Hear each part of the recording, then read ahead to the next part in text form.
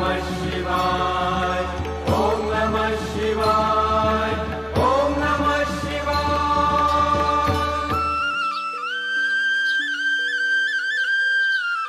कैलासराणा शिवचंद्रमोळी, फणींद्रमाथा मुकुटी झळाळी, कारुण्य सिंधू भवदुःखहारी, तुझ वीण शंभो मज कोण तारी। नमस्कार भक्तजन हो, समस्त शिव पार्वती और महादेव शंभू के भक्तों को प्रणाम। भक्तजनों, आज के दिन महादेव के सोमवार को मैं आपको 16 सोमवार के व्रत का महात्म्य बताने वाला हूँ। इसके बारे में कुछ कहानियाँ सुनाऊंगा। ये व्रत कैसे करते हैं, क्यों करते हैं, इसका उद्यापन कैसे करते हैं, सब बताऊंगा। तो फिर आइए। शंभो शिव शंकर, श्री गणेशाय नमः। तो कहानी कुछ इस प्रकार है कि विदर्भ देश में अमरावती नाम के नगर में एक बड़ा सा शिव मंदिर था और उस मंदिर में एक गुरव भगवान की पूजा और अर्चना करता था। एक दिन क्या हुआ, उस मंदिर में शिव पार्वती चौसर खेल रहे थे और फिर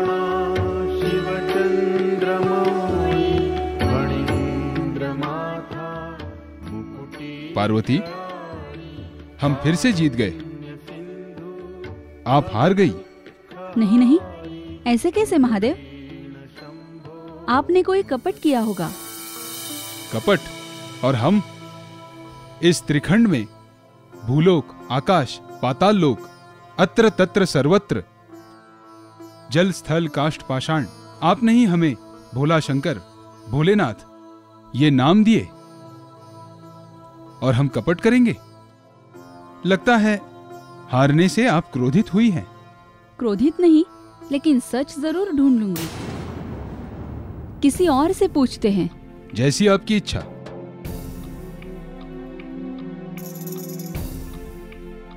वो देखिए, वहां कोई तो है, उससे पूछते हैं। गुरव साधक, इधर आओ। हे देवादिदेव महादेव, आदिमाया शक्ति, माते, आपको शतशः प्रणाम।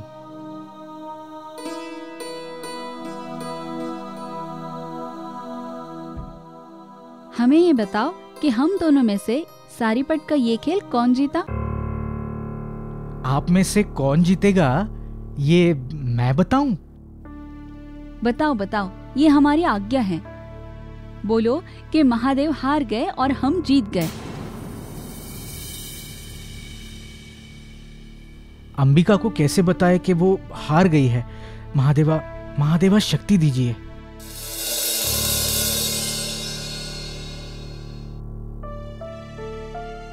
आदि माया, आदि शक्ति, अंबिका को मेरा प्रणाम। माते, क्षमा कीजिए, किंतु आप तो हार चुकी हो। महादेव जीत गए हैं।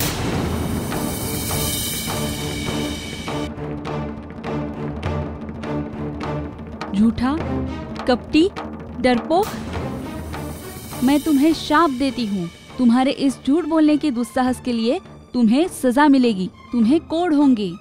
माते, देवा।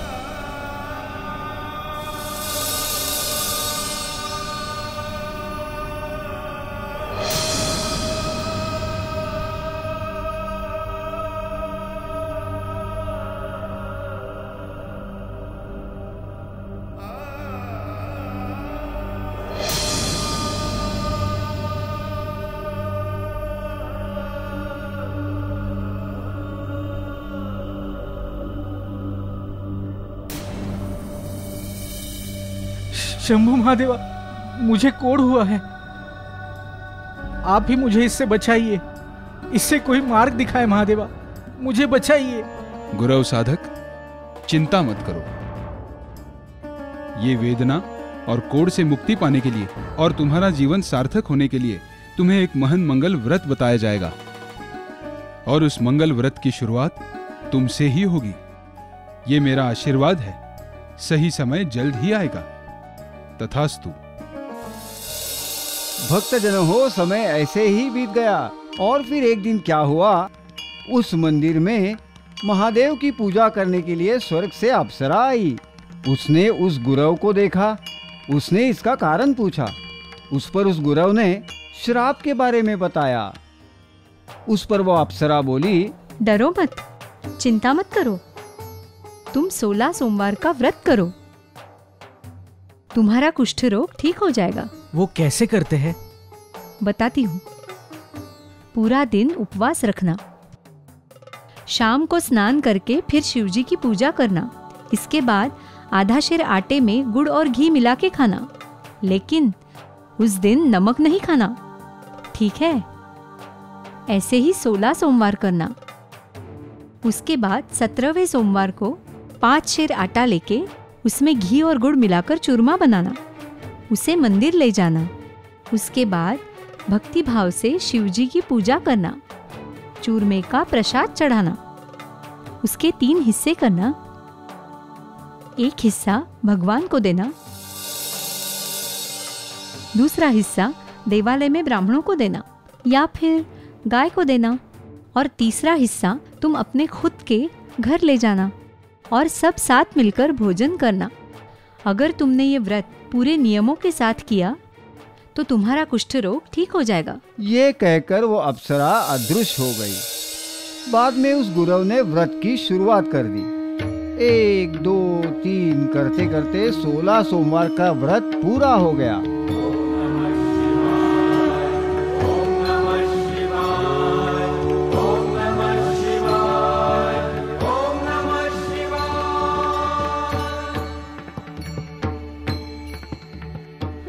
ओम नमः शिवाय।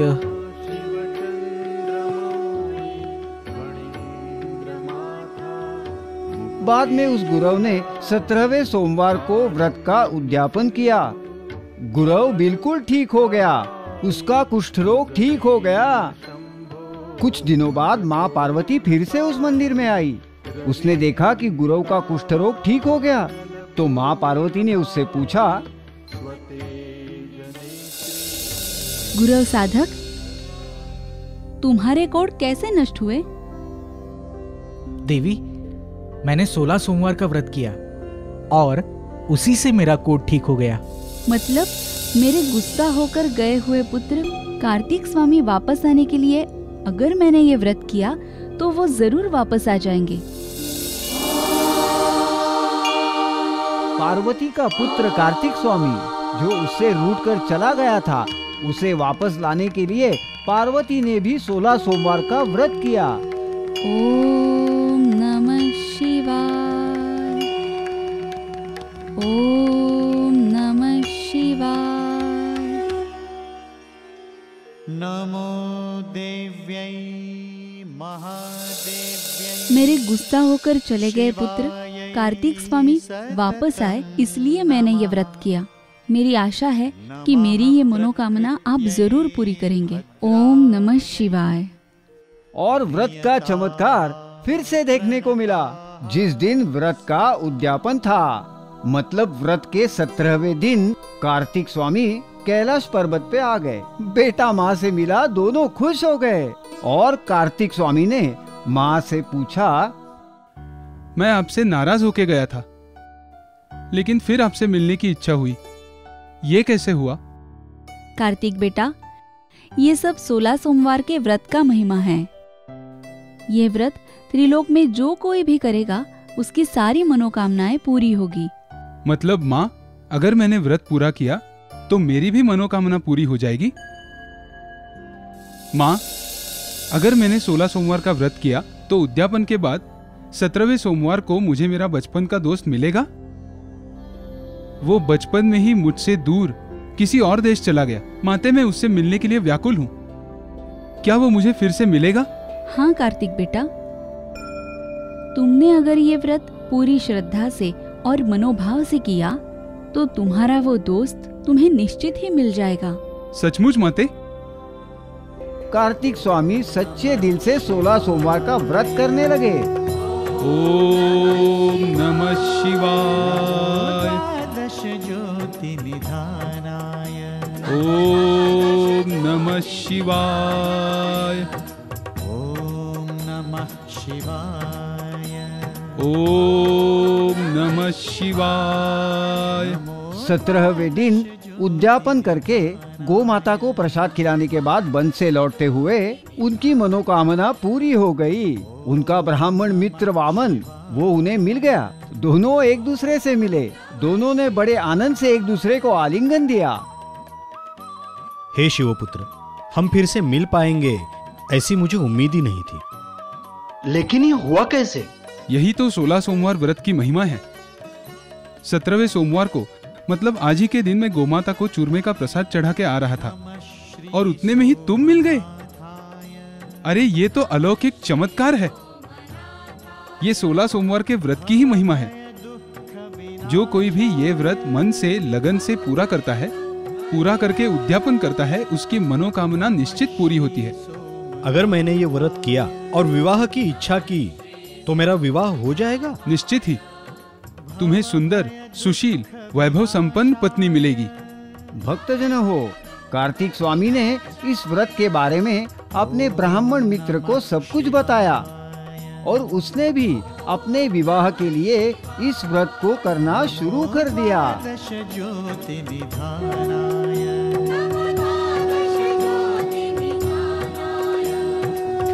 ओम नमः शिवाय। हे कैलाशपति शंभो महादेव, मैंने 16 सोमवार का व्रत पूर्ण करके आज उद्यापन भी किया है। हे गिरिजापति, मुझे अति सुंदर, सुशील, वैभव संपन्न पत्नी मिले। मैंने ऐसी मनोकामना की थी, उसे आप पूरा कीजिए, यही मेरी प्रार्थना है। ओम नमः शिवाय। और व्रत पूरा होने पर वामन यात्रा पर निकल गया। घूमते फिरते वो एक नगर में पहुंच गया और वहाँ क्या चमत्कार हुआ। वहाँ के राजा के लड़की का मतलब वैभवी का उस दिन स्वयंवर था। स्वयंवर में बहुत सारे राजा महाराजा आए थे। स्वयंवर की घटिका आई। उस नगर के राजा ने हाथी की सूंड में एक माला दी। वो हाथी जिसके गले में ये माला डालेगा उससे बेटी का स्वयंवर रचाने का राजा का प्रण था। वहाँ पर वामन तो सिर्फ स्वयंवर देखने के लिए आया था, लेकिन हुआ कुछ और ही। उस हाथी ने वो माला वामन के गले में डाल दी। उसके बाद राजा ने अपनी सुपुत्री वैभवी और वामन का विवाह रचाया और उन दोनों की विदाई कर दी। सुहाग रात को ही वैभवी ने वामन से पूछा,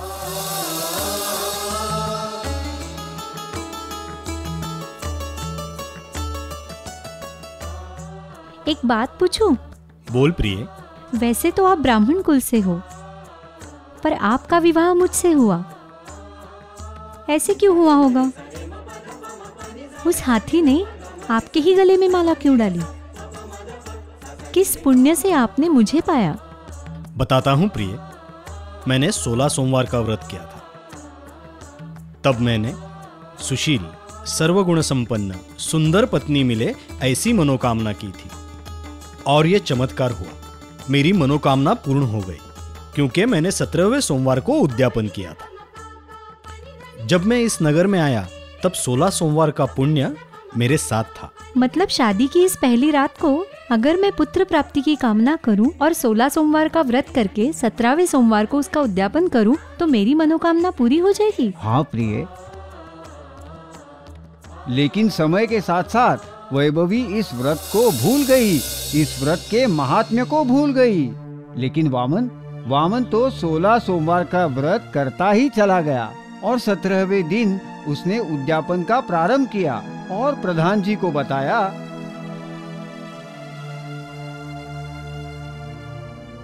प्रधान जी, आप तुरंत राजमहल जाइए और महारानी वैभवी को बताइए कि महाराज के उद्यापन की सांगता होने को है, इसलिए 5 शेर आटे का चूरमा आपके साथ भेज दे। जैसी आज्ञा महाराज। ये संदेशा मैं महारानी जी तक पहुंचा दूंगा, आप इत्मीनान रखिए। और हाँ प्रधान जी, ये शिव का प्रसाद है, इसमें कोई गलती नहीं होनी चाहिए, क्योंकि कोई भी गलती हुई और महादेव का प्रकोप हुआ तो फिर। महाराज अब निश्चिंत रहिए, आपका संदेश मैं महारानी जी तक पहुंचा दूंगा और चूरमे का प्रसाद लेके आऊंगा। जाइए और तुरंत प्रसाद लेके आइए। जैसी आपकी आज्ञा। महारानी प्रणाम। महाराज का आपके लिए ये संदेशा है, 5 शेर आटे का चूरमा प्रसाद मेरे साथ भेज दीजिए। चूरमा प्रसाद? एक राजा का और एक महारानी का पूजा प्रसाद? सिर्फ चूरमा? लोग हंसेंगे। नहीं नहीं, चूरमा प्रसाद नहीं देंगे। महारानी जी प्रसाद दे रही है ना? हाँ हाँ, आप रुकिए, मैं लाती हूँ। भक्तजन हो, वो ढकी हुई थाली लेकर प्रधान जी शिव मंदिर में आ गए। थाली पर ढका हुआ कपड़ा ब्राह्मण राजा ने हटाया तो उसने अंदर क्या देखा? प्रधान जी, ये क्या है? मैंने आपको चूरमे का प्रसाद लाने को कहा था और आप सुवर्ण मुद्राएं लेके आए। चूरमे का प्रसाद कहाँ है? महाराज, जैसा आपने कहा बिल्कुल वैसा ही मैंने महारानी जी से कहा, लेकिन उन्होंने ऐसा क्यों किया मैं समझ नहीं पाया। वो ऐसा करेगी ऐसा नहीं सोचा था। ये तो व्रतभंग हो गया। अब महादेव क्रोधित होंगे और फिर। हाँ, हम क्रोधित हैं। तुम्हारी पत्नी को महारानी होने का अहंकार हो गया है। उसे चूरमा प्रसाद की घृणा हुई और व्रत की समाप्ति पर उसने जो चाहा वही किया। और चूरमा प्रसाद देने से सोने की मुद्राएं देना उसे ज्यादा उचित लगा और इसीलिए उसने व्रत भंग का पाप किया है। इसका दंड अवश्य मिलेगा और वो तुम दोगे, क्योंकि व्रत तुम्हारा था, उसकी समाप्ति तुमसे ही होनी थी। और इसीलिए आप इसे नगर से बाहर निकाल दे, ऐसी मैं आपको आज्ञा देता हूं। और यही आकाशवाणी है। अगर तुमने इसे नगर में रखा तो तुम्हारा राज्य छिन जाएगा, कंगाल हो जाओगे। उसे अभी इसी वक्त नगर से बाहर कर दो। प्रधान जी, जिसका डर था वही हुआ। अब महारानी वैभवी को नगर से निकालना होगा। पर महाराज, ये राजपाट तो उनके पिताजी का ही है। अगर हमने ऐसा किया तो प्रजा को बुरा लगेगा। और भगवान की मर्जी के विरुद्ध जाना ये भी तो गलत है। फिर दोनों ने बहुत सोचा और उसे नगर से बाहर भेज दिया। वो वहां से निकली। रास्ते में एक नदी थी। उस नदी में बहुत सारा पानी था, लेकिन जैसे उसने नदी की तरफ देखा, नदी का सब पानी गायब हो गया। बाद में उसने एक सुंदर तालाब देखा। जैसे उसकी नजर उस पे पड़ी, उस तालाब का पानी कीड़ों से भर गया। अब कहाँ जाऊंगी सोचकर वो वहीं बैठ गई। वहां से एक साधु महाराज जा रहे थे। उनकी नजर इस पर पड़ी। वो साधु महाराज उसे धर्म कन्या मानकर अपने घर ले आए। वहां रहकर वो काम करने लगे, लेकिन वही होता था, उसकी नजर पड़ते ही सब चीजों पर कीड़े पड़ जाते थे। कुछ चीजें गायब हो जाती या कुछ चीजों का बुरा हो जाता। आखिर साधु महाराज ने कुछ सोचा और दिव्य ध्यान लगाया। महाराज के उद्यापन की सांगता होने को है, इसलिए 5 शेर आटे का चूरमा आपके साथ भेज दे। चूरमा प्रसाद? एक राजा का और एक महारानी का पूजा प्रसाद? सिर्फ चूरमा? लोग हंसेंगे। नहीं नहीं, चूरमा प्रसाद नहीं देंगे।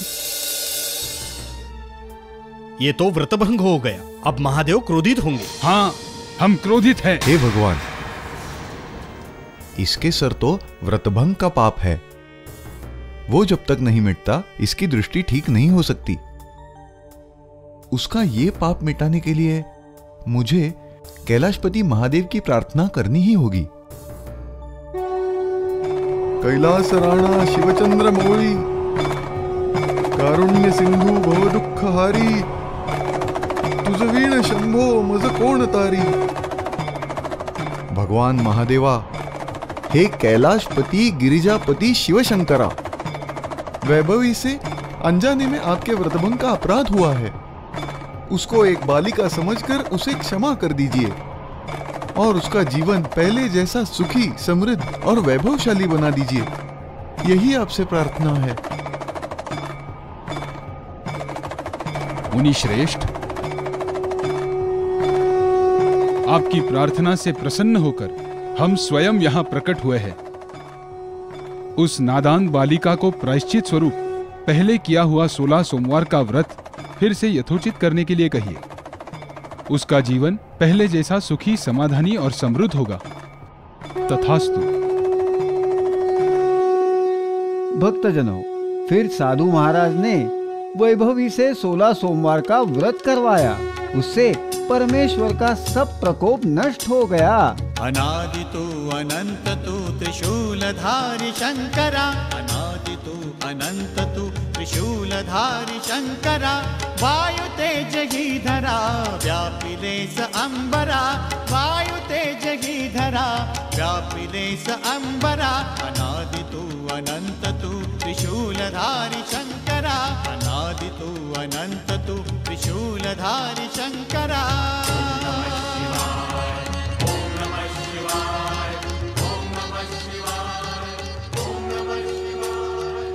तथास्तु।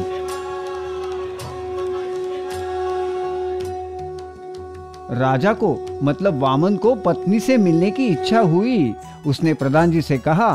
प्रधान जी ने ढूंढते ढूंढते वैभवी को मतलब ब्राह्मण राजा की पत्नी को मतलब रानी को उन साधु महाराज के घर में देखा और जाके महाराज को बता दिया। राजा को आनंद हुआ। वो प्रधान जी के साथ साधु महाराज के घर आया और साधु महाराज को साष्टांग दंडवत किया। हे राजन, ये मेरी पुत्री है। इतने दिन से ये अपने मायके में ही थी। अब आप इसको यहाँ से ले जाइए और अपनी गृहस्थी सुख शांति से बिताइए।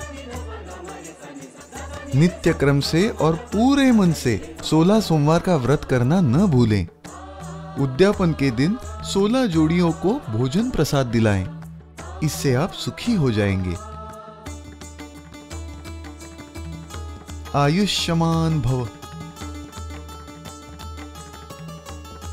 ओम नमः शिवाय।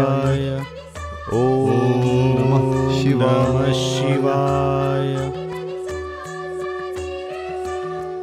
भक्तजनों, जिस प्रकार सच्चे मन से 16 सोमवार का व्रत करने से उस गुरव का कोढ़ ठीक हो गया।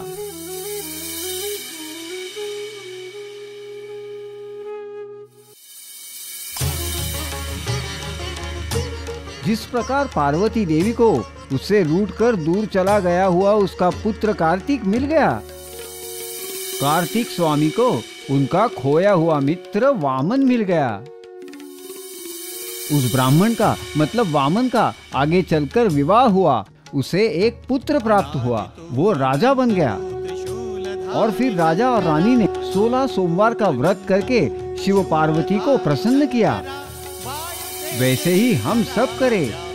तो भक्तजन हो, ये था 16 सोमवार व्रत का महत्व। ये व्रत करके तुम भी अपने जीवन में यश, कीर्ति, संपन्नता, संतति, उन्नति इसकी प्राप्ति करे।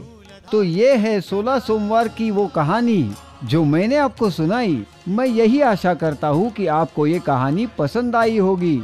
ओम नमः शिवाय। ओम नमः शिवाय।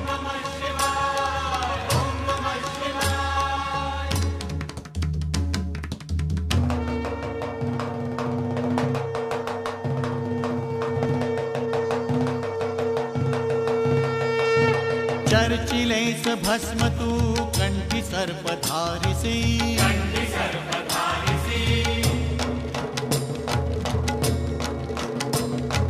डमरु शंखनाद तू त्रिभुवनाथ घुमविसी,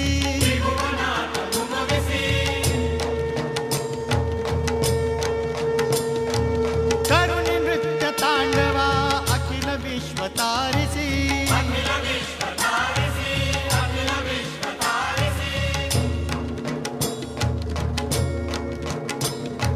अनादि तू अनंत तू त्रिशूलधारी शंकरा, अनादि तू अनंत तू त्रिशूलधारी शंकरा, वायु तेज ही धरा व्यापिले स अंबरा, वायु तेज ही धरा व्यापिले स अंबरा, अनादि तू अनंत तू त्रिशूलधारी शंकरा, अनादि तू अनंत तू त्रिशूलधारी शंकरा।